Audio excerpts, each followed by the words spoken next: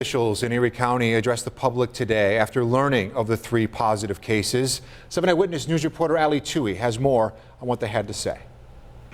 We are entering uncharted waters. This as Erie County now deals with its first 3 positive cases of COVID-19. A Buffalo woman in her 30s who recently traveled out of state. A Clarence man in his 30s who recently traveled to Westchester County and has a child who goes to Clarence Center Elementary School. And a Grand Island woman in her 20s just back from a trip to Italy. Erie County Health Commissioner Dr. Gail Burstein says each of the cases are unrelated and all are recovering at their respective homes under mandatory quarantine. We are following these individuals where they're monitoring their temperatures twice a day. We are checking in with them once to twice a day by phone or by text. In addition, Burstein says an epidemiology team is in the process of tracking each case's activity before they tested positive. Burstein says they plan to notify anyone who may have come in contact with those individuals. New Sunday, foreign travel history is also no longer necessary to be tested for the virus.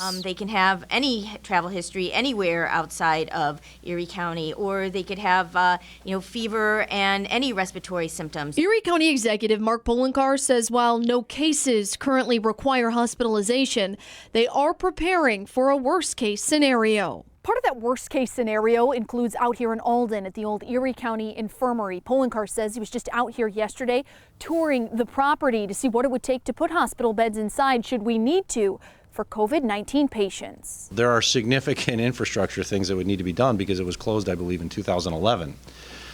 We are going to be talking to contractors this week to talk about what it would take to potentially open up one wing of it.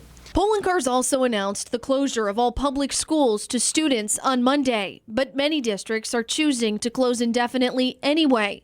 Poloncarz reminding impacted parents this is anything but a vacation.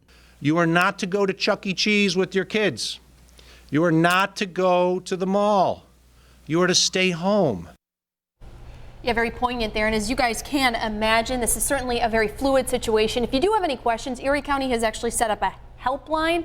That number there, 858-2929. We want to point out and emphasize, though, that's not for medical advice. Okay, so Ali, you're talking about these 3 confirmed cases. Curious, will the public at large get to know where these people have been, who they may have come in contact with? So far, Burstein saying no. The folks that have been in direct contact with them, though, will know. They will be notified from the health department, but the public will not likely know a lot of great detail about each of these cases. All right, Ali, thank you.